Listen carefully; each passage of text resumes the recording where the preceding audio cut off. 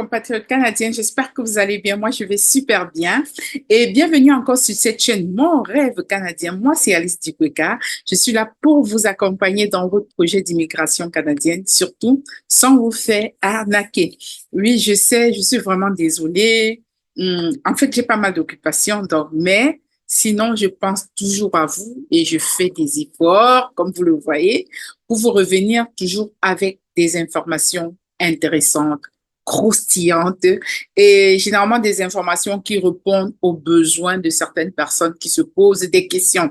Alors aujourd'hui, le thème spécial, c'est comment faire si est-ce que je peux immigrer au Canada si j'ai plus de 45 ans, si je n'arrive pas à avoir le niveau 7, le niveau NCLC 7 en langue française ou dans la langue anglaise, je dirais oui, même après 45 ans, vous pourriez toujours arriver au Canada, soit arriver comme résident permanent ou arriver au Canada et ensuite faire une demande de résidence permanente. Alors, pour régler votre problème, j'ai trois solutions à date, trois solutions que je vais partager avec vous. Comment arriver au Canada après 45 ans et sans pour autant avoir un niveau de langue NCLC. Donc, pour ces programmes avec 100 examens de langue, vous aurez un programme sans examen de langue et vous aurez un autre programme juste avec le niveau 4 ou le niveau 5. Parce que je me suis rendu compte que beaucoup de personnes très facilement obtiennent le niveau 4, 5 et 6. Et la grande majorité a un peu du mal à atteindre le niveau 7. Et je sais, ça arrive. Donc, je vous dis déjà tous mes encouragements que vous ayez dépassé le niveau 7 ou que vous soyez en dessous du niveau 7, pardon. Il y a toujours une solution, donc ne vous découragez pas. Je n'ai jamais fait ce test, donc moi, je ne sais même pas si je vais atteindre le niveau 5. OK? Donc, c'est pour ça que je suis là pour vous encourager. Et à ceux qui m'écoutent ou qui me suivent, mais qui ne sont pas encore abonnés, n'hésitez surtout pas à le faire. OK? Donc, abonnez-vous massivement, partagez le lien, likez et merci de commenter également. Donc, le premier programme avec lequel nous allons commencer, c'est le programme de démarrage, le programme visa pour démarrage d'entreprise. Alors, pour le programme démarrage d'entreprise, ce que vous avez à faire, c'est d'avoir une très, très bonne idée de démarrage d'entreprise. Et ensuite, vous devez trouver une compagnie désignée qui pourrait être comme votre pas vraiment votre partenaire, mais qui va peut-être être comme votre parrain. On va appeler ça comme ça. Ils appellent ça des entreprises désignées, donc qui pourraient vous parrainer. Et au Canada, je vais tout vous envoyer, je vais mettre tous les liens dans la barre de description. Également, je vais partager avec vous en images, comme je le fais d'habitude, les informations que je recueille sur le site de canada.ca. Alors, vous aurez une liste d'entreprises vers lesquelles vous pouvez aller avec vos idées et lorsqu'on dit idée, si vous avez une idée, également, vous devez quand même savoir comment écrire un business plan. Qui dit démarrage d'entreprise dit également que vous devez avoir un business plan. Donc, pour que peut-être, je suppose, hein, parce que moi, j'ai pas les expériences à ce niveau, ce que je vous donne, c'est fait par le groupe, c'est écrit sur le site. Et donc, si vous allez vers ces compagnies-là, elles vont complètement vous dire qu'est-ce qu'elles attendent de vous. Mais déjà, je dirais, dans un premier plan, avoir un business plan, avoir déjà une bonne idée d'entreprise, un bon business plan, ce serait une très belle idée. Maintenant, pour la deuxième astuce, c'est le programme pilote agroalimentaire. Le programme pilote agroalimentaire avec juste un niveau de langue 4. Donc, pour le premier programme démarrage d'entreprise niveau 5, en langue, c'est bon. Pour l'agroalimentaire, niveau 4, c'est bon. Donc, mais n'allez pas chercher le niveau 4, allez vraiment comme si vous alliez chercher le niveau 7. Mais après, maintenant, si vous allez au-delà du niveau 4, niveau 5, pourquoi pas? Alors, le programme agroalimentaire, vous pouvez le faire soit avec le Québec, soit avec le fédéral, sachant que le Canada a 10 provinces et 3 territoires. Parmi les 10 provinces, vous avez une qui est francophone et qui est le Québec. Donc, le Québec ayant toujours son programme, vous avez le programme pilote avec le Québec et vous avez également le programme pilote avec les autres provinces qui ne sont pas le Québec. Et donc, voilà pour le programme agroalimentaire. Dans le programme pilote agroalimentaire, je peux me tromper, mais on va le lire. Vous aurez besoin d'une offre d'emploi dans ce domaine, sachant qu'il y a pas mal d'entreprises qui recherchent. Hein. Certains m'ont dit qu'ils ont du mal à trouver du travail. Oui, je sais, mais pour être franche avec vous et selon mes expériences, les gens recherchent énormément et beaucoup d'entreprises n'arrivent pas facilement à trouver parce qu'on n'arrive pas à trouver le candidat idéal. le candidat idéal. Moi-même, j'ai une entreprise, trouver le candidat idéal, c'est pas évident. C'est pas évident. Vraiment, c'est pas évident. Toutefois, je demande toujours aux autres de continuer à postuler, donc n'arrêtez pas. Je vous encourage vraiment à continuer à postuler. Le troisième programme, c'est le programme Visa Études.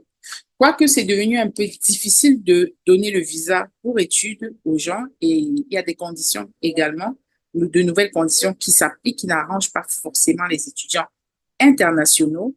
Mais toutefois, je dirais, si vous tenez à venir au Canada, vous pouvez prendre le programme étudiant. Ce que j'ai vu chez certaines personnes, c'est que la femme pourrait s'inscrire aux études, sachant que les études, ça coûte pas mal cher. Donc, les moins chers, peut-être, c'est entre 10 000 à 20 000 $. Donc, ça, c'est vraiment le programme moins cher à l'année, 10 000 à 20 000 $. Sachant que 20 000 $, c'est quelque chose comme 9 millions de francs CFA. Donc, soit, voilà, c'est un peu ça. Donc, si vous prenez ce programme pour études, l'homme qui accompagne sa femme étudiante aura le permis de travail ouvert. Permis de travail ouvert, ça veut dire que vous pouvez travailler avec toutes les compagnies possibles. En ce moment, j'appelle un peu ça le troisième programme. Certes, vous êtes âgé, vous pouvez choisir ce programme, mais c'est un programme un peu qui demande beaucoup de sacrifices parce que une personne étant aux études et payant très cher, bien sûr, l'autre personne, donc le conjoint ou la conjointe qui accompagne, ayant le permis ouvert, doit donc aller travailler sur les carcassés pour payer les études de l'autre conjoint ou l'autre conjointe qui serait aux études.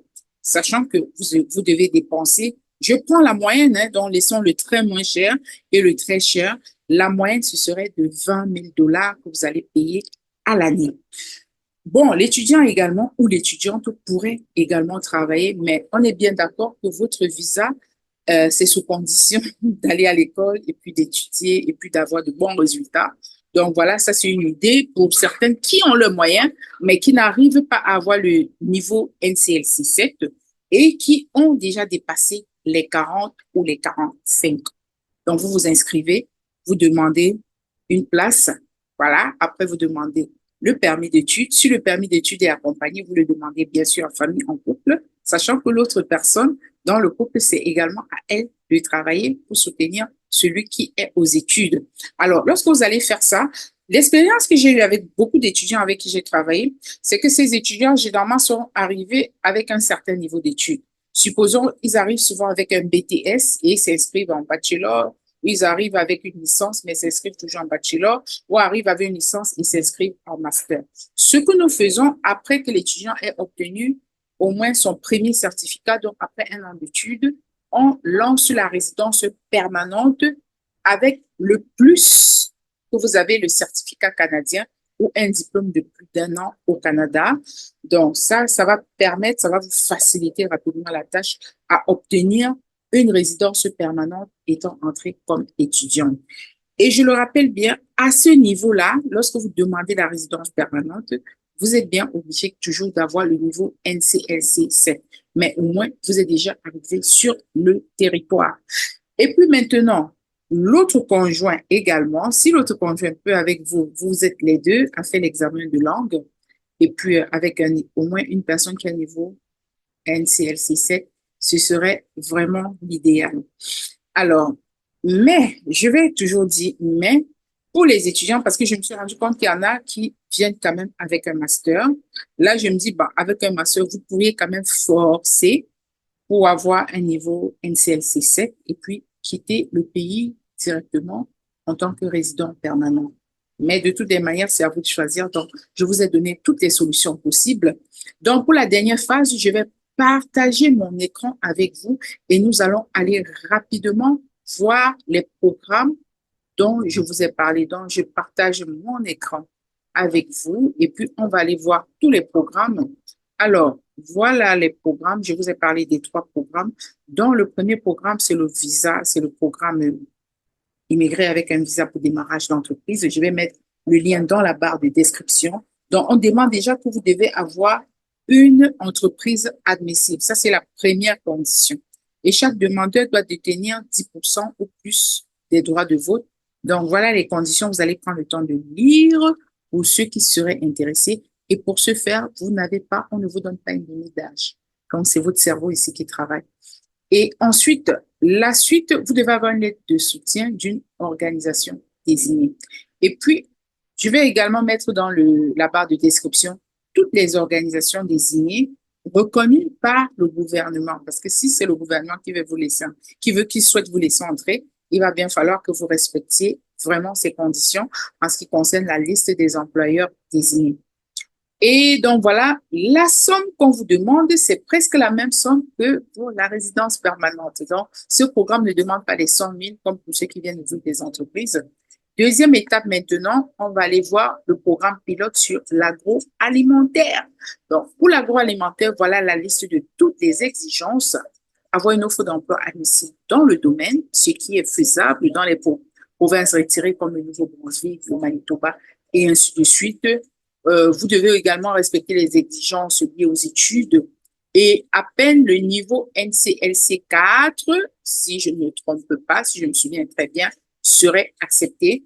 On vous demande également un rapport EDE avec West et vous devez avoir travaillé au moins un an au cours des 3 dernières années.